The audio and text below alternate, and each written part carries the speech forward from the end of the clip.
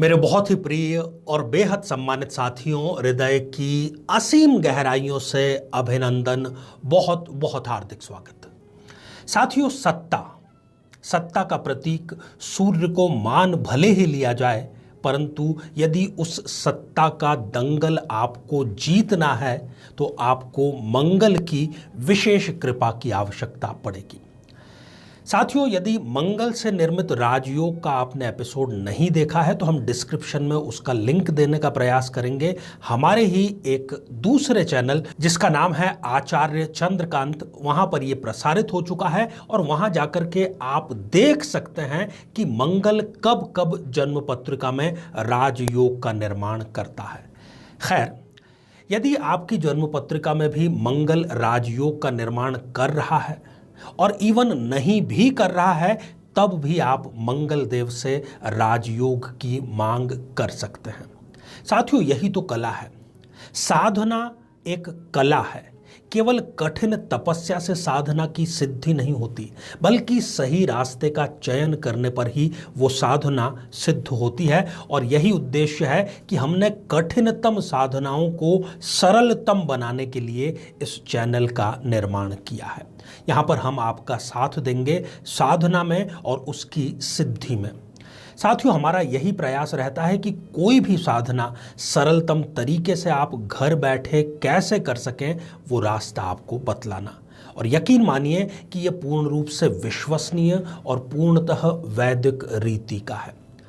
साथियों, मंगल से सत्ता की मांग आप कैसे करें, कैसे उनका आशीर्वाद प्राप्त करें, इस पर हम चर्चा करें। इससे पहले एक बेहद ज़रूरी सूचना कि हम हमारे इसी चैनल के माध्यम से प्रति माह के अंतिम रविवार को लगभग दोपहर के 12:15 बजे YouTube लाइव के माध्यम से उपस्थित होते हैं।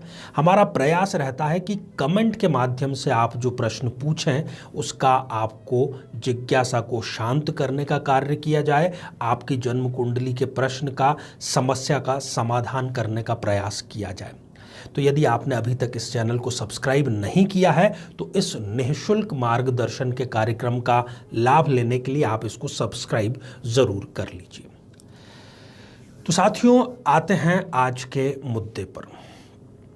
सूर्य को ग्रहों में माना गया है राजा, चंद्रमा को ग्रहों में माना गया है रानी, बृहस्पति को ग्रहों में माना गया है गुरु, राजगुरु जिसको हम कह सकते हैं। तो ये तीनों ही जो कैरेक्टर हैं, ये प्रैक्टिकली यदि देखा जाए तो जब युद्ध की स्थिति होती है तब ये राजमहल में ही रहते हैं। प्रत्यक्षतः सेना के साथ में युद्ध करने के लिए कौन हाजिर होता है? जी हाँ साथियों, सेनापति। और मंगल को ग्रहों में सेनापति की पदवी प्राप्त है। तो वाकई में आप प्रशासन से संबंधित या राजनीति से संबंधित किसी लड़ाई को जीतना चाहते हैं तो आपको मंगल के विशिष्ट आशीर्वाद की आवश्यकता पड़ेगी ही पड़ेगी, क्योंकि उसके बिना किसी भी प्रकार की जंग को नहीं जीता जा सकता।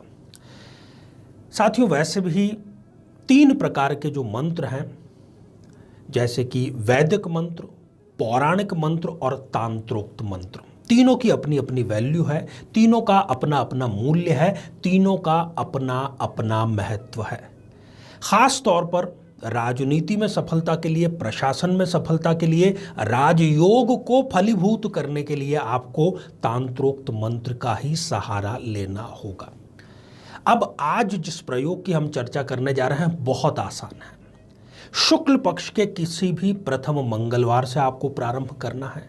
किसी विशिष्ट सामग्री की आपको आवश्यकता नहीं है, सामग्रियां आपके घर में ही उपलब्ध होंगी। बस इसको पूर्ण श्रद्धा और विश्वास के साथ में करने की आवश्यकता है। मंगलवार को आप प्रातःकाल सूर्य से पहले उठें, बल्कि ये कहें कि ब्रह्म मुहूर्त में उठें तो सर्वश्रेष्ठ रहेगा। आप स्नान आदि कर लें। घर में ही आप पूर्व अभिमुख होकर के कोई लाल वस्त्र यदि धारण करेंगे तो अधिक बेहतर रहेगा। और अब जो मैं मंत्र आपको बतलाने जा रहा हूं, उस मंत्र का 108 बार किसी भी माला से आपको जाप करना। साथियों, मंत्र कुछ इस प्रकार है: ओम क्राम क्रीम क्रौम सह भौमाय नमः। साथियों, ऐसा करने के बाद आप अपनी जो नियमित दिनचर्या है उसको पूरा कर सकते हैं। दोपहर के समय जब भी आपको समय मिले, देखिए दोपहर को हम यहाँ पर अगर डिफाइन करना चाहें तो 12 से 3-4 बजे के बीच में जो समय है वो दोपहर या मध्याह्न का समय रहता है। इस बीच में आप किसी भी बैल को गुड़ का दान करें। हो सकता है तो आप गुड़ वैसे ही उनको खिला सकते हैं या फिर किसी रोटी में आप चूरमा बनाकर भी उनको समर्पित कर सकते हैं। ये दूसरा महत्वपूर्ण बिंदु है।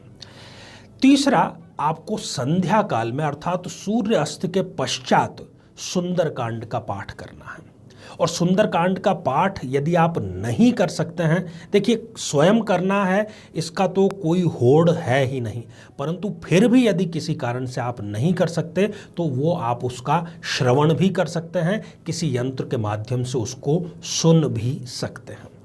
अब इस पूरे दिन आपको लाल चंदन का तिलक भी धारण करके रखना है और ये तिलक आप सुबह जो आपने मंत्र जाप किया है उसके तुरंत बाद धारण कर लेंगे तो सर्वोत्तम रहेगा। अब बात करते हैं कि ये जो रूटीन है सुबह से लेकर के मंत्र जाप, गुड़ के दान और तिलक धारण करने की और संध्या काल में सुंदरकांड के पाठ करने की, ये आपको लगातार 17 दिनों तक इसका पालन करना है, 17 डेज तक। बीच में किसी भी प्रकार का गैप नहीं होना चाहिए।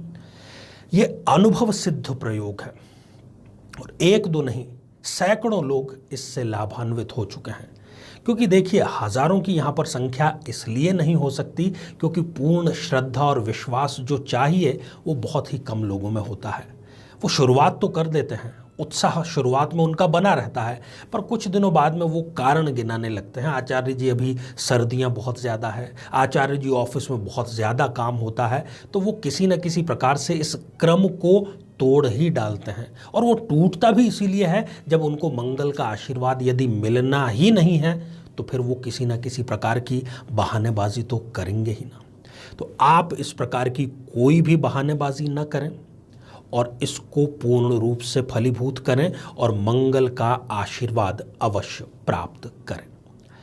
साथियों, इसी प्रकार की साधना से सिद्धि तक की किसी और यात्रा में आपसे पुनः भेंट होती है। आप सभी स्वस्थ, समृद्ध और शांतिपूर्वक जीवन व्यतीत करें। नमस्कार। जीवन में किसी समस्या का सामना कर रहे हैं, जैसे कि शादी में देरी होना, पति पत्नी में मनमुटाव या तलाक तक की नौबत आ जाना, संतान का प्राप्त न हो पाना, नौकरी या धन प्राप्ति में बाधा आना, जीवन के प्रत्येक क्षेत्र में किसी न किसी प्रकार की बाधा आना, तो आज ही अपनी जन्म पत्रिका का संपूर्ण विश्लेषण करवाएं और पाएं समस्या से सदैव के लिए मुक्ति।